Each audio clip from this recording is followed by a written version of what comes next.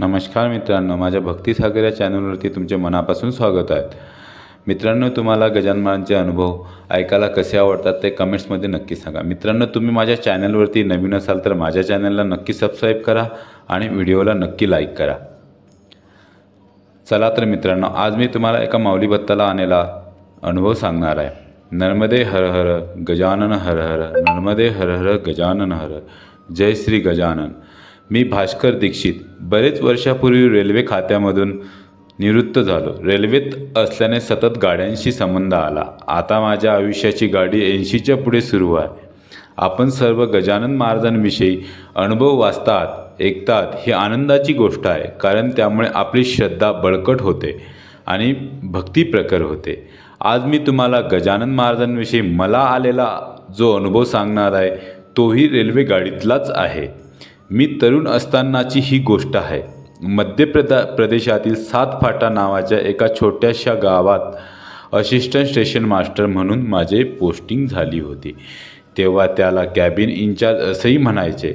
माझी मोठी बहीण शांताबाई तेलंग तेव्हा इंदोरला राहत होती. मला आठवतं, काही कारणाने मला तिच्याकडे जाणं आवश्यक होतं. तेव्हा खंडवा इंदोर पॅसेंजर होती. रात्रीचाच पूर्ण प्रवास होता.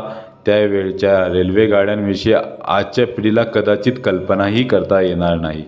गाडीतील दिवे, कमी प्रकाशांचे बसायला लाकडी पाट्यांचा बेंच, कोळशाचं इंजिन, कधी गंज नसलेल्या खिडक्या, म्हणजे एकूण स्वरूप आणि दृश्य आजच्यासारखं नव्हतं.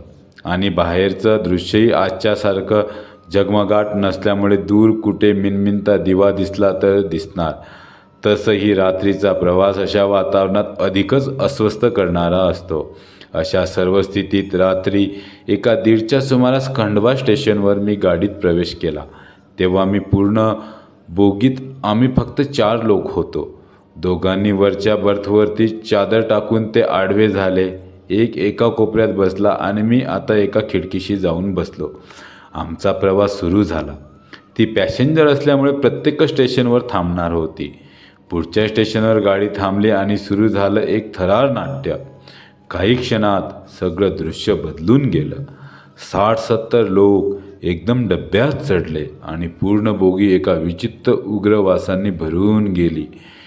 ती एक लग्नाची पार्टी होती. काही स्त्रिया आणि काही पुरुष. प्रत्येक पुरुष आडदांड आणि काळा भिन्न. जवळपास प्रत्येकाने मस्त दारू झोकलेली. प्रत्येकाचे भटारडे डोळे. ती कुठलीशी विशिष्ट जमात होती.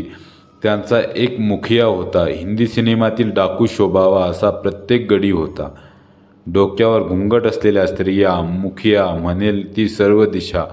डब्यात शिरल्यावर बर्थवरती झोपलेल्या माणसाकडे मुखियाची नजर गेली. उंच पुरा रांगडा गडी तो. त्याने अक्षरशः एखादी वळकटी खाली टाकावी तसं बर्थवरील माणसाला खाली टाकलं. तोंडाने तुम्हारे बाप की गाडी आहे, समज रखी आहे क्या म्हणत गाणेरडे शिवी हासणली. दुसऱ्याची तीच गत केली. भानावर आले तेव्हा दोघेही चळपळत कापत होते. भागोस आलो या असे मुखिया ओरडला. कसंबसं सामान घेऊन ते दोघे आणि खाली असलेला तिसरा तिघेही खाली उतरले आणि गाडी सुरू झाली. माझा आजूबाजूला असलेल्या स्त्रियांनी घुंगट आडून माझ्याकडे पाहिले आणि तोंडावर बोट ठेवून मला चूप बसून राहा अशी खूण केली. मी भानावर यायच्या आत गाडीनी गती पकडली होती आणि माझ्या हृदयाच्या ठोक्यांनीही काही वेळातच मुखियाचा मोर्चा आतील कंपार्टमेंटकडे वळला आणि त्याची नजर माझ्यावर पडली. तो जोरात ओरडला, ए साला कौन बैठा यहाँ पर? मुखिया. पुढील वाक्य माझ्या हृदयाचा तर्काप करीत माझ्या कानावर आदळला. ठीक है, एक काम करते, शादी तो बहुत बढ़िया हो गई, लेकिन नर्मदा मैया को बलि चढ़ाना बाकी रह गया. आगे नर्मदा है, इसका बलि चढ़ा देते. मला ते ऐकून दरदरून घाम फुटला. पुढला प्रवास. मोरटक्क्या नर्मदेवरील पूल मला पुढे दिसू लागला आणि दिसू लागलं माझं मरण. मग मला आठवण झाली माझ्या दैवतांची, श्री गजानन माऊलींची. नित्यनियमाने गजानन विजय वाचणारा मला आठवला 14वा अध्याय आणि आठवली नर्मदा नदी.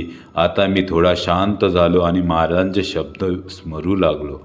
जय जय नर्मदे निरंतर असेच रक्षण अंबे करी. मग काय डोळे शांत मिटले, आता येवी तेवी मृत्यू अटळ आहे. यातून वाचवण्याची शक्यता एकच, गजानन महाराज आणि नर्मदा मैया. महाराजांना जीवाच्या आकांतांनी साथ घातली. म्हटलं, महाराज तुम्हीच आता रक्षण करते. मला कथन वगैरे माहिती नाही, पण माझ्यावर कृपा करा आणि आज माझ्या मुखातून नर्मदा स्तुताचा झरा वाहू द्या. मला एक प्रकारची वाचासिद्धी प्रदान करा. नंतर नर्मदेला हात जोडले. आई, महाराजांनी तुझी स्तुती केलेली आम्ही वाचतो. नर्मदे मंगलदेवी, रेवे अशुभ नाशिनी, मंतू क्षमा करी याचा दयाळू होऊनी म्हणी. या महाराजांच्या भक्ताला सहाय्य कर. आणि मग मी अंगातील बळ एकटून मुखियाला नमस्कार करून म्हटलं, मुखिया जी, मेरी एक ख्वाहिश है. मैं आपको नर्मदा मैया की एक कहानी सुनाना चाहता हूँ, जो हमारे महाराज शेगाव के संत गजानन महाराज से भी जुड़ी हुई है.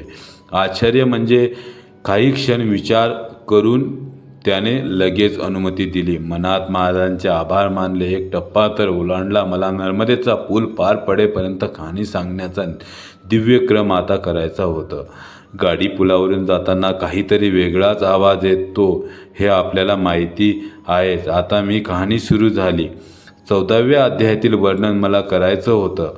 मला आठवून आजही रडायला येतं. महाराजांनी त्या दिवशी मला खरंच वाचासिद्धी दिली. मी काय कोण जाणे. सांगता सांगता पुलाचा आवाज सुरू झाला. संपत आला, पण कुणाचेही तिकडे लक्ष गेले नाही. पूल संपला, कहाणी संपली. मी जोरात घोष केला, नर्मदे हरे, नर्मदे हरे, नर्मदे हरे. काही क्षण शांततेत गेले आणि कुणा तरी आवाज दिला, नर्मदा मैया की. सगळे ओरडले जय. तीनदा जयघोष झाला. सगळेच कसे संमोहित झाले होते. महाराज पावले. नर्मदा धावून आली आणि बडवा स्टेशन आलं. गाडी थांबली. मुखियांनी प्रश्नार्थक नजरेंनी सगळ्यांना विचारलं, पुलिया निकल गया. पण आता दृश्य बदललेलं होतं. नर्मदा मैया त्याचं दैवत होतीच. तिचं गुणगान करणारा मी त्याच्या मेहमान झालो. त्यांनी खाली उतरून चहा पिण्यासाठी आग्रह धरला. मी बॅग घेऊन खाली उतरलो. माझा पुनर्जन्म झाला. क्षणात सगळं बदललं होतं, पण पुढचा क्षण कुणाला माहिती असतो. त्या स्टेशन मी महाराजांना विनंती केली की महाराज, एका रेल्वे स्टेशनवर तुम्ही भास्कराचा डोळा चुकून भलत्याच डब्यात शिरण्याची किमया केली होती. आज या भास्कराला एका वेगळ्याच डब्यात बसवण्याची किमया करून दाखवा. आणि महाराजांनी किमया केली. स्टेशनवरील गर्दीत काय आणि कसे देव जाणे. मी सर्वांची नजर चुकून दूरच्या एका वेगळ्याच डब्यात जाऊन बसलो. गाडी सुरू होईपर्यंत धाकधूक होत होती, पण कदाचित इंजिननी शिट्टी दिली आणि इंदोरच्या दिशेने माझा सुखप्रवास सुरू झाला. मात्र त्या रात्री मी प्रवास संपेपर्यंत दोन्ही जप एक साथ करीत होतो, नर्मदे हर जय गजानन, नर्मदे हरे जय गजानन. मित्रांनो, तुम्हाला हा अनुभव कसा वाटला कमेंट्समध्ये नक्की सांगा आणि आवडला असल्यास व्हिडिओला लाईक करा मित्रांनो. आणि तुम्हाला गजानन महाराजांचे असे नवनवीन अनुभव आलेले असतील तर माझ्या कमेंट बॉक्समध्ये तुम्ही नक्की सांगू शकता. मित्रांनो, तुम्ही माझ्या चॅनलवरती नवीन असाल तर माझ्या चॅनलला सबस्क्राईब करा आणि व्हिडिओ आवडले असल्यास नक्की सबस्क्राईब करा. जय गजानन, गुरु गजानन, गण गण गणात बोते, गण गण गणात बोते.